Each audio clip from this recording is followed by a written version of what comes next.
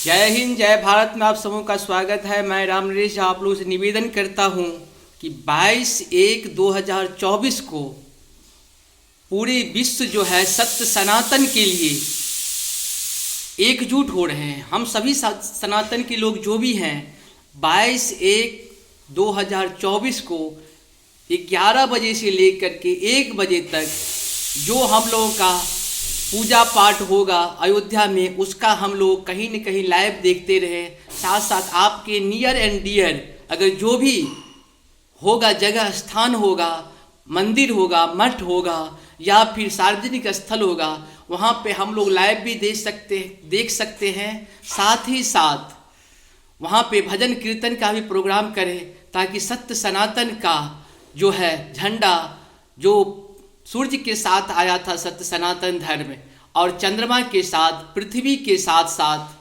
समुद्र, जितनी भी चीज़ हैं जो अजन्मा है, अनंत है, अथाह है, जिसका कभी अंत नहीं हो सकता है, उसकी पुनः स्थापना होने जा रही है। आप सबों को चाहिए कि सत्य सनातन के साथ, धर्म के साथ खड़े रहे। धर्म एक था, एक है और एक ही रहेगा। विश्व में धर्म कभी दूसरा हो ही नहीं सकता है, वो है सत्य सनातन। सत्य सनातन आज से 2000 साल पहले कोई दूसरा जो मजहब था ही नहीं, एक ही था सत्य सनातन धर्म, जो आज भी है, कल भी रहेगा और आने वाले कल में भी रहेगा। जो पूर्वज भी था, जैसे हम लोग भूत भविष्य वर्तमान कहते हैं, वर्तमान में भी सत्य सनातन था, भविष्य में भी सत्य सनातन रहेगा, भूत में भी सत्य सनातन था और रहेगा ही। विश्व में ऐसा कोई धर्म नहीं जो दूसरा हो, वो सत्य सनातन है। इसलिए सत्य के साथ रहे। जो सत्य है वही सनातन है, जो सनातन है वही सत्य है। सत्य सनातन में अंतर नहीं हो सकता है। जो सत्य सनातन है वही धर्म है, वही ज्ञान है, वही विज्ञान है, वही विवेक है, वही विचार है। और आपकी जो रामायण का जो बात करते हैं, उससे पहले भी हमारे जो राजा हरिश्चंद्र जी हुआ करते थे, राजा थे और इतने बड़े दानी थे जो सत्य के लिए अपने प्राण तक देने के लिए तैयार हो गए थे। अपने जो भी उनके राजा होते हुए भी प्रजा होकर के पुनः अपने भी बिके थे, अपने बच्चे को भी बिकना पड़ा था, अपनी पत्नी को भी बेचे थे।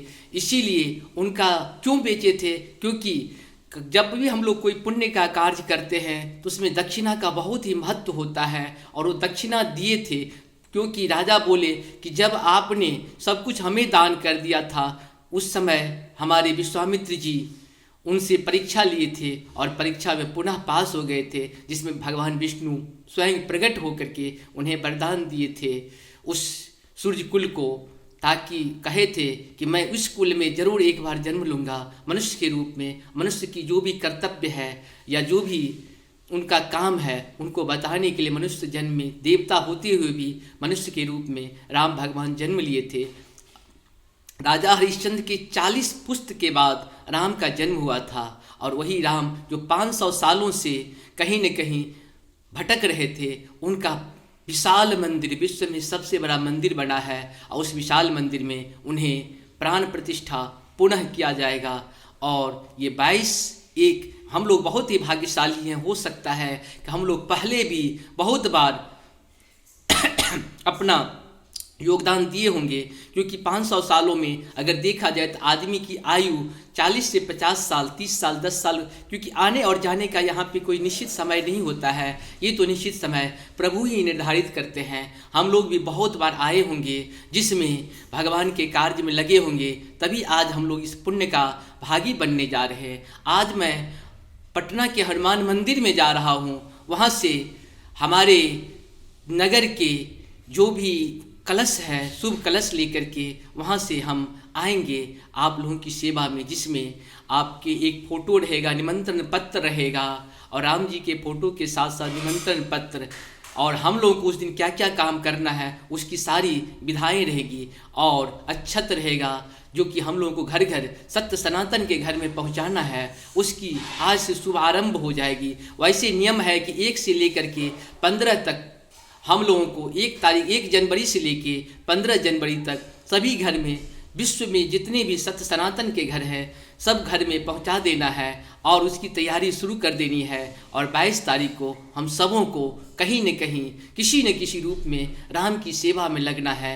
मन से, तन से, विचार से, विवेक से, बुद्धि से, विश्वास के साथ लगे रहना है। जीवन तो हम लोगों को इसीलिए मिला है और हम लोग बहुत ही भाग्यशाली हैं जो ये मौका हम लोगों के समय में मिला है।